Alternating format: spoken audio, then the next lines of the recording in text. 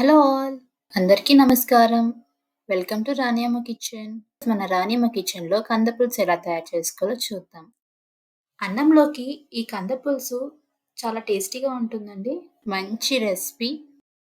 ముందుగా కంద పులుసు చేయడానికి పెద్ద నిమ్మకాయ సైజంతా చింతపండు నానబెట్టుకోవాలి. ఈ సీజన్‌లో బాగా దొరికే కూరగాయల్లో ఒకటండి కంద. ముందుగా కందని కట్ చేసుకోవాలి. చేతులకి ఆయిల్ రాసుకొని కంద పొట్టుని పీల్ చేసుకోవాలి. ఇలా ఆయిల్ రాసుకోవడం వల్ల కంద పొట్టు మన చేతుల మీద పడితే దురద వచ్చేస్తుందండి. అందుకనే ముందుగా మనం ఆయిల్ రాసుకోవాలి. ఇలా ఆయిల్ రాసుకోవడం వల్ల పొట్టు ఎక్కడైనా చేతుల మీద పడితే దురద రాకుండా ఉంటుంది. పీల్ చేసుకున్నాక పీసెస్‌గా కట్ చేసుకోవాలి. ఇంగ్లీష్‌లో కందని అంటారు. కంద పీసెస్‌ని వాష్ చేసుకోవాలి.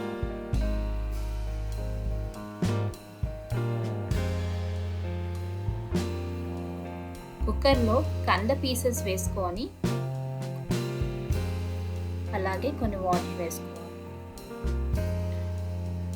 స్టవ్ సిమ్‌లో పెట్టుకొని 2 విజిల్స్ వచ్చే వరకు పెట్టుకోవాలి.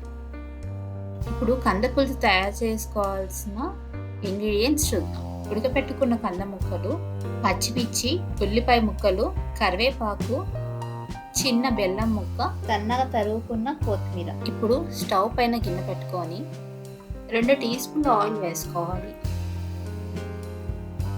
1/4 టీ స్పూన్ మెంతులు వేసుకోవాలి. అలాగే 1/2 టీ స్పూన్ ఆవాలు. స్టవ్ సిమ్లోనే పెట్టుకొని కర్రీ అంతా ప్రిపేర్ చేసుకోవాలండి.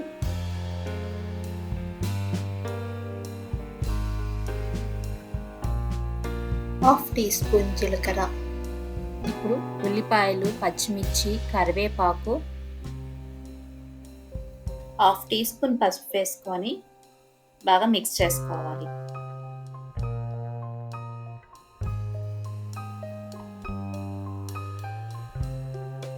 చిటికెడు సాల్ట్ వేసుకొని కలుపుకోవాలి. ఇలా సాల్ట్ వేసుకోవడం వల్ల ఉల్లిపాయలు త్వరగా ఫ్రై అవుతాయి. అలాగే కొంచెం చిటికెడు ఇంగువ వేసుకోవాలి.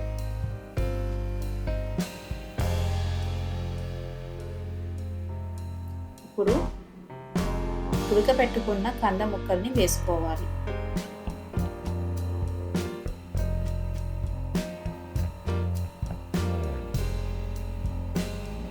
One and half teaspoon కారం, 1/2 టీ స్పూన్ ధనియాల పొడి, కప్పు చింతపండు పులుసు, అలాగే తగినంత వాటర్ వేసుకోవాలి.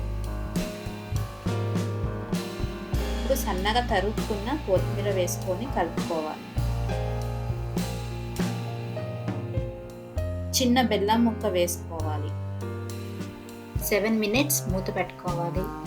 మధ్యలో మూత తీసుకొని ఒకసారి కలుపుకోవాలి. ఇప్పుడు తగినంత సాల్ట్ వేసుకోవాలి. 1/2 టీ స్పూన్ జీలకర్ర మెంతుల పొడి వేసుకోవాలి. మూత పెట్టుకొని స్టవ్ ఆఫ్ చేసుకోవాలి.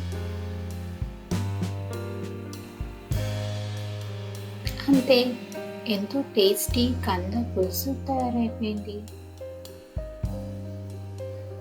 ఇప్పుడు సర్వింగ్ బౌల్లోకి సర్వ్ చేసుకుందాం.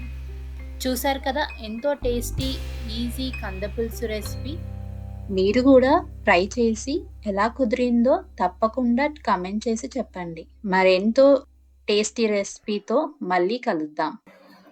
Please like, subscribe and share Raniyamma kitchen.